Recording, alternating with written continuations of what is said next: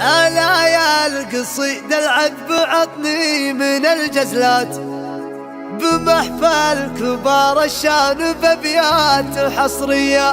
نبي نشوش المعنى ونبي نعسف الصعبات، لأجل عيني من فعله على العز مارية.